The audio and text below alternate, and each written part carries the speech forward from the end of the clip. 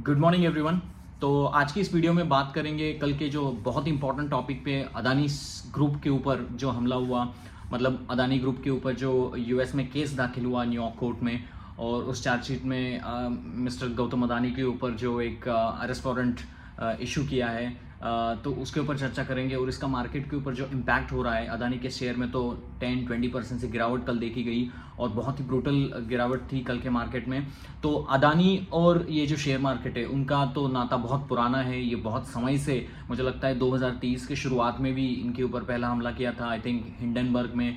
उसके ऊपर supreme court में एक कमेटी दाखिल हुई थी, उन्होंने भी अपने कमेटी के रिपोर्ट्स में क्लीन चिट दी गई थी अदानी स्टॉक को, अदानी ग्रुप को, और इसकी वजह से स्टॉक में पूरा रिवर्सल भी देखा गया था।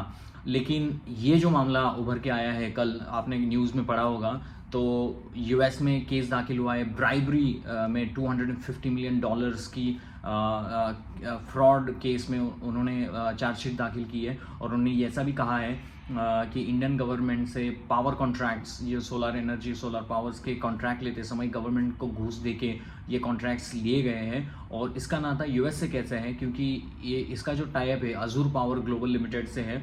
तो 3 लोगों के ऊपर चार्जशीट उन्होंने दाखिल की है। पहले तो गौतम अदानी है, सागर अदानी है जो अदानी ग्रीन के चेयरमैन हैं, और अजूर ग्लोबल जो लिस्टेड कंपनी है यूएस में, उनके जो चेयरमैन हैं Cyril cabins, I think French नाम है उनका।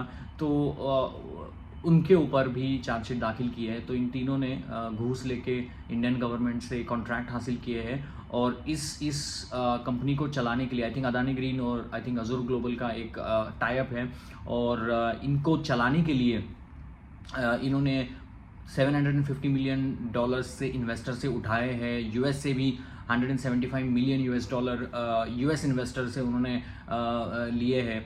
तो SEC जो है, security exchange commission of USA है, जिसे सेम लाइक द सेबी, उन्होंने अपने रिपोर्ट्स में कहा है कि because USA is a totally different ball game together, because वहाँ पर इन्वेस्टर के खिलाफ, अगर रिटेल इन्वेस्टर के खिलाफ अगर कोई भी चीज़ गलत जाती है तो वो SEC बहुत पावरफुल ऑर्गेनाइजेशन है। They are not like the SEBI organisation where I think they can give the clean sheet and get rid of the things, the politics involve. I will not go into the details of it.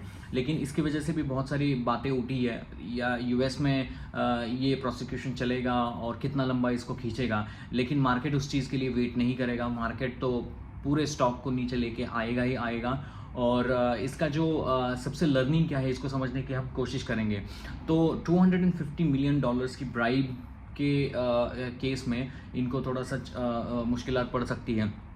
और इसमें जो important चीज़ है वो Azzur global की है, क्योंकि Azzur global एक US में लिस्टेड कंपनी है। वहाँ पे इन्वेस्टर रहते हैं, वहाँ के इन्वेस्टरों में इन्वेस्ट करते हैं। उनके CEO को भी अगर चार्जशीट दाखिल किए गए तो उसका असर उनमें जो सारे लोग इन्वॉल्व हैं उनके ऊपर भी वो लोग आएगा। और अदानी और अजूर ये तो दोनों बहुत साथ में काम कर रहे हैं, और जिसकी वजह से इंडिया में भी इसका असर पड़ेगा। क्योंकि कल आपने देखा है कि विपक्ष ने भी इस मुद्दे को उठाया बार बार कि सेबी क्लीन चिट देती है, लेकिन SEC जो सेबी की पैरेलल ऑर्गेनाइजेशन है यूएस में, वो वहाँ पे केस दाखिल करती है। तो सेबी के ऊपर भी क्वेश्चन उठ रहे हैं, माधुरी बुच के ऊपर भी क्वेश्चन उठ रहे हैं। तो मामला बहुत ही गर्मा हुआ है, और देखते हैं आज के मार्केट सेशन में क्या होता है। बिकॉज ये तो हुई न्यूज़ की बात, रहने दो उसको, मतलब वो तो न्यूज़ आएगी, आप कहीं भी पढ़ सकते हैं। लेकिन सबसे इंपॉर्टेंट चीज़ है कि हमारे जैसे इन्वेस्टर्स हो इससे क्या सीख लेनी है, that is more important. The important cheese is, मैं हर बार अपने वीडियोज़ में कहता हूँ कि कोई भी ऐसा स्टॉक जो न्यूज़ फ्लो में बहुत ज़्यादा है, न्यूज़ फ्लो में उसकी बहुत चर्चा है, आपको व्हाट्सएप में इधर उधर विपक्ष उसकी बात उठा रहा है, पॉलिटिकल एंगल है उस स्टॉक में, तो उस स्टॉक से बिल्कुल हाथ जोड़ के दूर रहना उस स्टॉक से। बिकॉज क्या होता है ना कि हमारे जैसे रिटेल इन्वेस्टर को ये बड़ा जो गेम इसमें चल रहा होता है, कोई बड़े इन्वेस्टर को लाया जाता है, स्टॉक को उठाया जाता है, ये फॉरेन लैंड से कोई पैसा आता है, तो we don't know what's happening in to this case. तो इंडिया में आप देखोगे 4500 से ऊपर स्टॉक लिस्टेड है। तो हमें क्यों जाना है इस सारे स्टॉक में जहाँ पर इतना न्यूज़ फ्लो है, हमें कुछ समझ में नहीं आ रहा है। स्टॉक अभी 20% बढ़ता है तो 20% नीचे जाता है।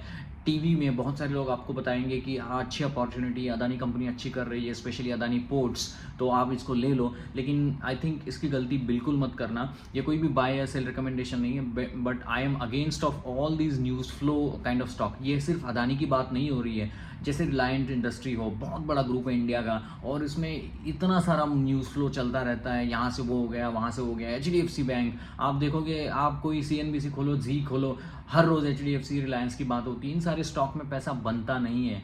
3-4 साल में HDFC ने पैसा बना के दिया है, ना रिलायंस में बना के दिया है, ना कोटक ने बना के दिया है, ना किसी भी बड़े हाथी ने पैसा बना के दिया है। तो इन सारे स्टॉक से दूरी रहना, जैसे अदानी की बात हुई, तो ये मामला और खींचेगा, और इसका जो बुरा असर है ना, तो वो मार्केट के ऊपर पड़ेगा ही पड़ेगा, क्योंकि सेंटिमेंट खराब हो जाते हैं। आपको एक बात समझनी होगी, पूरा जो मार्केट है वो सेंटिमेंट के ऊपर चलता है। मुझे अभी भी याद है जब प्राइम मिनिस्टर जी ने अपनी जो शपथ ली थी, उससे बाद से 21-22 हज़ार से मार्केट था 24-26 हज़ार तक गया था, क्योंकि वहाँ पर सेंटिमेंट पॉजिटिव हो गए थे। मोदी 3 की बात हो रही थी, और कैपेक्स की बात हो रही थी, इंडिया शाइनिंग की बात हो रही थी, जिसकी वजह से मार्केट में पॉजिटिविटी थी। अब थोड़ा सा गेम उलट है, 5-6 महीने के डाउन द लाइन प्रॉब्लम ये हो रहा है कि हमारी अर्निंग्स नहीं आ रही है, और न्यूज़ फ्लो एक दिन न्यूज़ फ्लो ख़राब होते चले जा रहे हैं। हमने ये देखा कि यूक्रेन ने भी बाइडन के अप्रूवल के साथ रशिया पे हमला कर दिया है, और रशिया ने भी उसको काउंटर अटैक कर दिया है। तो और बाइडन जाते जाते मुझे लगता है कि पूरे वर्ल्ड को अपने साथ ही लेके चले जाएंगे, because the kind of war situation Democrat आने के बाद US में और ऑल ओवर द ग्लोब में हुई है, इसका सबसे इम्पैक्ट जो पड़ा है वो इन्फ्लेशन के ऊपर पड़ा है। और आपको तो जानते हो कि जितना ज़्यादा इन्फ्लेशन बढ़ेगा उतना ज़्यादा स्टॉक मार्केट में प्रॉब्लम आती है। अब दूसरी थोड़ी पॉजिटिव बात पे आते हैं। US मार्केट में जो रन चल रहा है उसको बोलते हैं ट्रम्प रैली। आप अगर देखो कि मैंने अपने पिछले वीडियो में भी कहा है कि US में इन्वेस्टिंग करो, US में बहुत सारे अच्छे स्टॉक्स है। आई will not give any recommendations, but you can have a look into the very beautiful stock rally, मतलब बहुत अच्छी चल रही है वहाँ पर। तो US में बहुत सारे स्टॉक है, उसमें आप इन्वेस्ट कर सकते हो। आप अगर क्रिप्टो करेंसी को देखो, आई थिंक ट्रम्प आने के पहले 60,000 के ऊपर को मतलब कुछ क्रिप्टो चल रहा था। Now it is touching up to the 1 lakh crore, 1 lakh की तरफ उसका जो स्टॉक जा रहा है। तो मतलब क्रिप्टो करेंसी एक अल्टरनेटिव करेंसी की तरफ से मार्केट और पूरे वर्ल्ड में उभर के आ रहा है, और I think crypto is doing well. इसमें सिर्फ बिटकॉइन ही आप भाव देखोगे बिटकॉइन का, तो 1 लाख के तरफ वो बिटकॉइन जा रहा है। एंड आई थिंक पूरे वर्ल्ड में ये जो काउंटर फिट करेंसी की बात चल रही है, तो और ट्रम्प आने के बाद वो ट्रम्प सोच रहे हैं कि अपने एक डिपार्टमेंट में कहीं क्रिप्टो एक डिपार्टमेंट करके उसको ना डाल दे। तो I think Trump is doing in his own way, और जिसका असर मार्केट में पूरी तरह से दिख रहा है।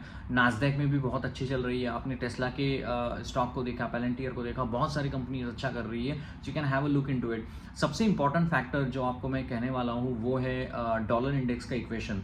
ट्रम्प की सरकार जैसे ही बनने वाली है, मतलब 2025 में वो शपथ लेंगे जनवरी मंथ में, उसके बाद उनके जो व्यू पॉइंट है या मतलब US इकोनॉमी को लेकर वो बहुत ही कैपिटलिस्ट माइंड की तरफ से है, और इसकी वजह से डॉलर इंडेक्स 107 डॉलर इंडेक्स हो गया है, which is I think dollar is gaining the momentum like anything, और जिसकी वजह से हमारा रुपया कमज़ोर हो रहा है, डॉलर स्ट्रॉन्ग हो रहा है, जिसका सबसे ज़्यादा फ़ायदा हमारी IT कंपनी को होगा। IT में जो मिड कैप कंपनी है, स्मॉल कैप कंपनी है, उसमें बहुत सारी कंपनी ने अच्छा परफॉर्मेंस दिया है। You can have a look into this.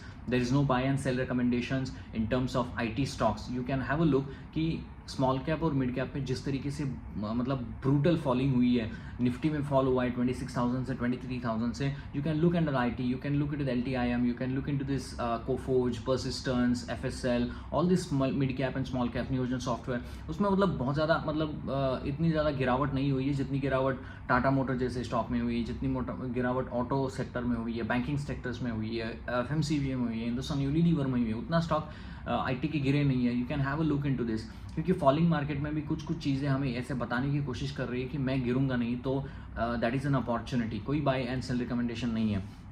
अगर आपको ये वीडियो पसंद आती है तो प्लीज़ वीडियो को लाइक करना, शेयर करना और सब्सक्राइब करना, और कमेंट भी करना अगर आपके कोई सुझाव है, तो I will be happy to take on to it.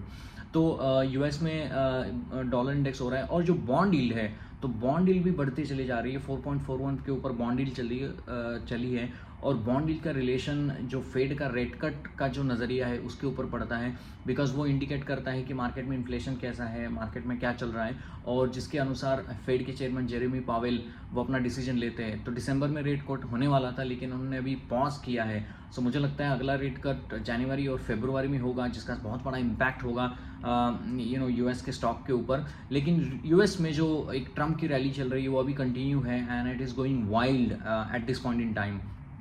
India में आप देखोगे स्मॉल कैप में बहुत सारी एफएमसीजी कंपनीज़ हैं, वहाँ पर बहुत ब्रूटल फॉल हुआ है। लेकिन आपको एक समझना पड़ेगा कि कोई भी स्टॉक का भाव और भाव के वैल्यूएशन आपको एक साथ नहीं मिलेंगे। मतलब भाव गिरेगा, वैल्यूएशंस भी गिरेंगे, क्योंकि अगर कोई डीमार्ट जैसा स्टॉक 100 के पी के ऊपर चलता है और ग्रोथ नहीं आएगा और ये बियर मार्केट आएगा, तो ऑब्वियसली उस स्टॉक को नीचे ठोका दिया जाएगा। वो इम्पॉर्टेंट है, क्योंकि इंडिया में बहुत सारे एफएमसीजी कंपनीज़ हैं, बड़े एफएमसीजी काम नहीं कर रहे हैं, इन्फ्लेशन इम्पैक्ट हाई पे है, और जिसका इम्पैक्ट जो हो रहा है वो एफएमसीजी कंपनीज़ के ऊपर ज़्यादा हो रहा है। लेकिन आप अगर एक समय के बाद एफएमसीजी कंपनी अच्छा करना शुरू कर देगी, इंडियन गवर्नमेंट अगर कोई इन्फ्लुएंस ला देगी, उसमें जीएसटी को थोड़ा कम करेगी, इनकम टैक्स को थोड़ा कम करेगी, तो I think consumer discretionary spending में जो कंपनियाँ काम कर रही है वो अच्छा काम करेगी।